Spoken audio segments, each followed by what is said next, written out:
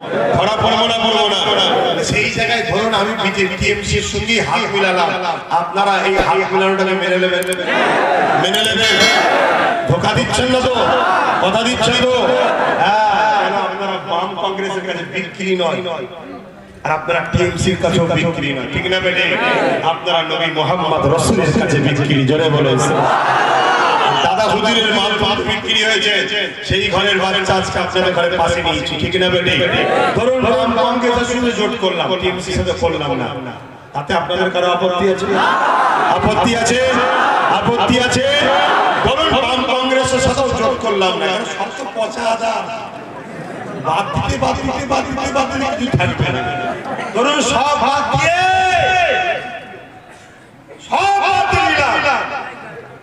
তাহলে কি হবে? ধরুন আমি একাই লড়ছি, অসুবিধা আছে? আরো তো ইমান পাকা থাকবে, ঠিক না বেটি? কিন্তু একা লড়লে যদি আপনারা বলেন বিজেপি চলে আসবে, ভাই এই ভাঙনের 70% মুসলমান, 10% বাদ দিলাম, 60% যদি ভোট দেন, যদি ভোট না ভাগ করে তাহলে কি আর বিজেপি আসবে? বলুন, আপনি যদি বিজেপিকে রুখতে চান তাহলে আপনার তো উচিত বর্তমান ভাঙরে সমস্ত দলের থেকে আমার দিকে লোক বেশি, ঠিক না বেটি? আর অন্য দলে যা আছে 4-5টা ও তো আমাদেরই রে বাবা, এখন চোখের মাথায় আছে বা ভয়েতে আছে, সব সময় এলে চলে আসবে। এই জায়গায় ভোটটা ভাগ করা উচিত হবে। ভাঙরে আমি সিট দিচ্ছি, অন্য জায়গায় তো দিচ্ছি না, আমি তো বাসুন্দিতে দিচ্ছি না, কেন বাসুন্দিতে দিলে ওখানে 50-50 বা কম বেশি আছে, বিজেপি বলতে পারে তো দিচ্ছি না, 70% ভোট, ক্যানিং এ 72% ভোট, কম বেশি যাই হোক। তাহলে এই জায়গায় যদি আমরা আমাদের দলকে ভোট দিই তাহলে কি বিজেপি বেরোতে পারবে? অন্য কেউ বেরোতে পারবে? ধরুন আমি কারো সঙ্গে যোগ না করে একাই করলাম, আপনাদের আপত্তি আছে? আর আপনারা আমাকে আপনাদের প্রতিনিধি হিসেবে দেখিয়েছেন, ঠিক না বেটি? গাছে তুলে মই কইছেন না তো? ঠিক বলছেন তো? আচ্ছা, তাহলে একটা শেষ কথা বলি। যদি আমি ভালো মনে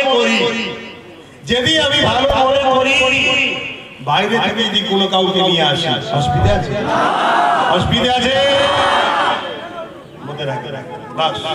যদি আমি ভালো মনে করি, আমি না আনলে আপনারা কোনো অসুবিধা নেই, আর যদি আমি আনি ওকে আপনাদের কোনো অসুবিধা নেই।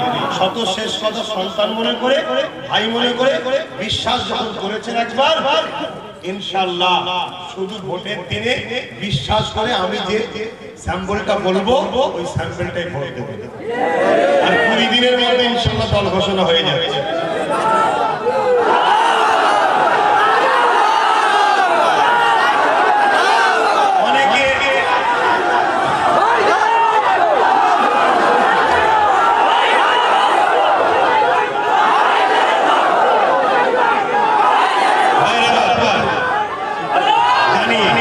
আপনাদের এই ফুল আনন্দ হওয়াটা স্বাভাবিক, কারণ 73 বছর ধরে আপনারা আবার লুটেছে, সবাই 73 বছর ধরে আপনারা আবার দোদকে মেরেছে।